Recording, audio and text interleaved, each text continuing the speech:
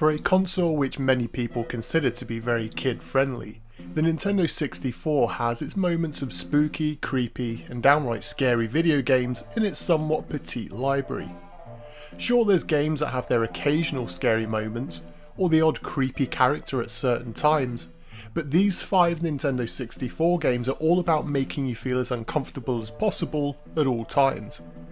So for today's topic of conversation down below, I want to know your number one scariest moment on the Nintendo 64. Was it the eerie ambient music of Doom 64? The stalking eel in Super Mario 64?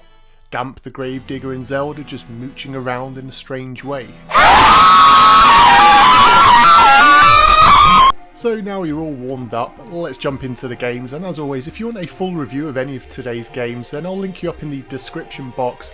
And for today's video, I'm going to put the 5 games on today's list in order of least scary to the downright most horrifying last place one. ScoobyDoo Classic Creep Capers is a late release in the Nintendo 64's lifespan, which many people don't seem to have ever gotten around to play. It was developed by Terraglyph and published by THQ in 2001 here in the UK. Licensed games often get a bad rap, but this one is actually pretty interesting. The developer selected 3 of the original cartoons to develop into levels, and then they also worked with Hanna-Barbera to create a brand new unique story exclusively to be turned into a level and used into the game to ensure that it would fit into the whole theme and style of the original show. In good fan service, Scott Innes, who voiced Scooby and Shaggy at the time, also lent his vocal talents to the game, but the rest of the voice work is mediocre at best. I love the visuals here, and you can see that the studio worked really hard to try and bring the 2D characters into the 3D environments. I love how you can play as Shaggy and Scooby throughout the entire game, but as expected you'll also be joined by the rest of the gang and they'll be on hand to help you solve the case. The weakest part is the game's controls however, and it's annoying as it nearly works. They are tank-like controls but change frequently when the camera cuts, which really creates somewhat confusing movement in the game. This isn't too bad most of the time, but when you're exploring, then this adventure style game plays pretty well.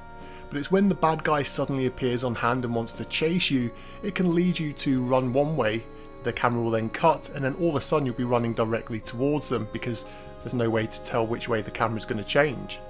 If you're a big fan of the cartoon, then some of the puzzles will be really obvious because they do follow the cartoon so closely, but for those who are casual fans, then there's enough here to challenge you to keep things interesting with some trial and error gameplay. If Shaggy gets too scared too many times, he will bolt it, and that acts as the game over, so you won't be plagued by insta-deaths here. In terms of scariness, it's maybe a solid 5 out of 10.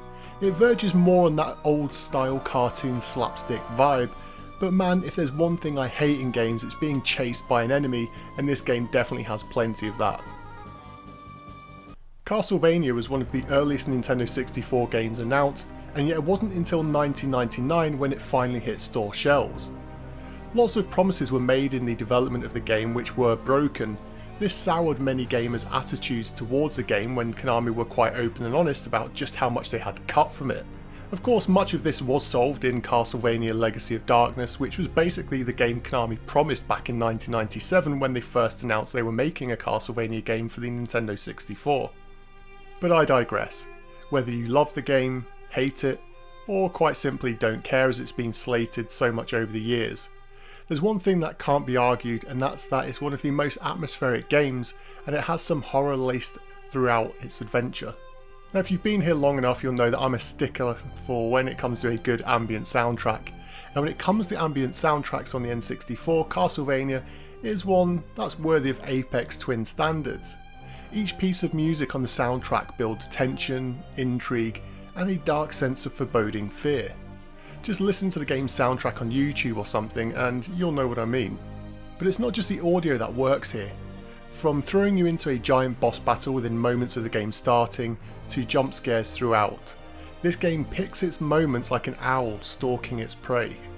They happen at times when you least expect it, and I for one quite enjoyed these moments.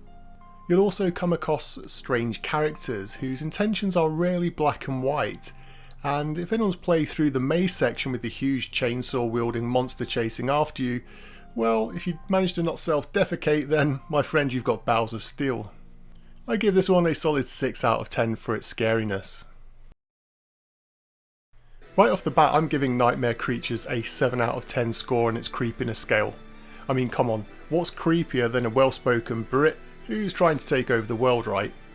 What the game does so well is blend real historical events into its fictitious storyline.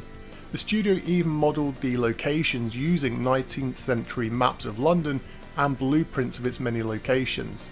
Choosing to play as Ignatius or Nadia, you'll be hacking, slashing and shooting your way through the dark depths of Victorian London as you take out a devil worshipping cult and its summoned evil creatures, hence the game's title. In the year 2000 there was a script for this game to become a full feature-length movie, which sadly never went into full production. I would have loved to have seen how they turned this game into a movie, as I could imagine it being a really gory movie, but alas we'll never know. So what's creepy about this one for real? Well, the constant darkness that envelops you as you're playing is fitting of the game's themes. You'll hear shrieks and shuffles of enemies approaching you off screen, and so if you play this one, do it with headphones because it can become completely engrossing. The enemy design is also super cool, and the whole satanic vibe of the game will fill you with a sense of fear as you'll enter small enclosed spaces and often get pounced on with little notice. Being able to decapitate enemies and send limbs flying everywhere is a highlight, and it's definitely a game which I hope that you will check out. I do prefer this version over the PlayStation game, which everyone seems to remember, as this game allowed you to turn on or off the adrenaline meter, which I recommend turning off for the first time you play through it, as it stops you needing to replenish it by constantly seeking out fights. This creates a more slow-paced experience, and one which lets you explore much more to fully realise what the game contains.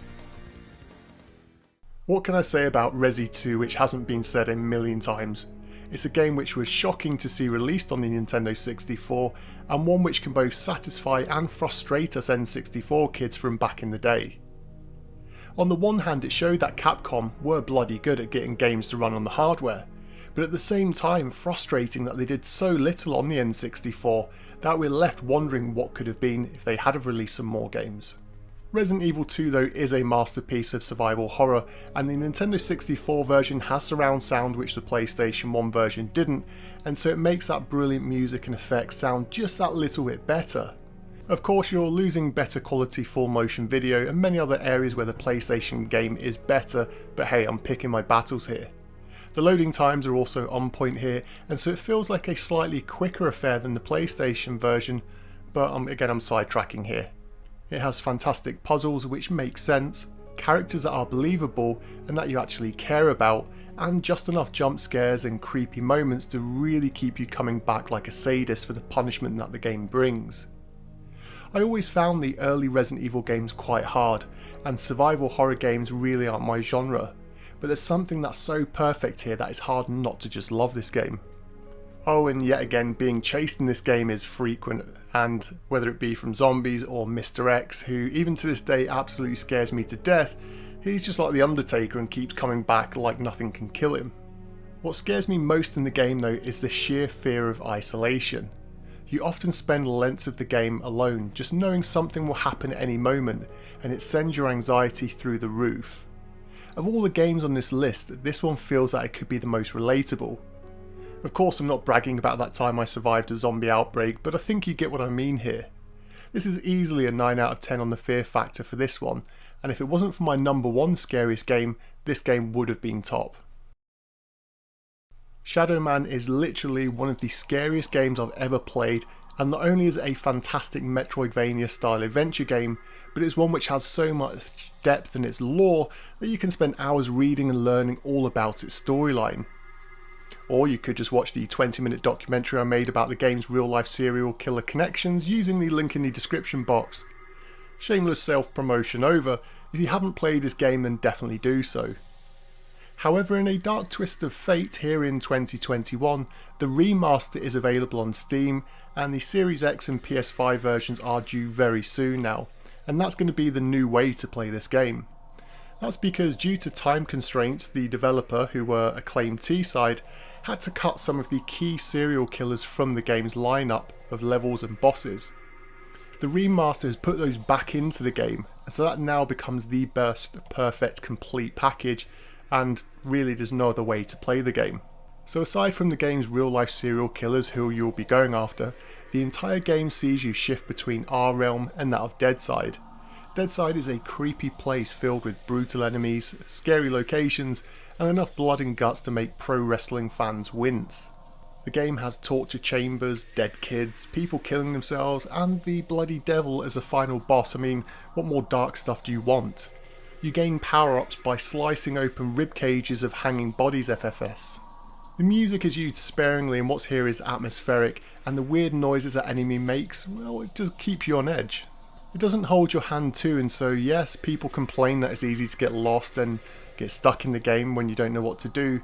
But I can get that, I am hearing what you're saying, but it's a hardcore challenge. The game is also one of its more enjoyable moments because trying to work out how to escape this nightmare-inducing experience is part of the game's charm for me, and I for one love it. It's just a shame they killed the series off with the terrible PS2 game.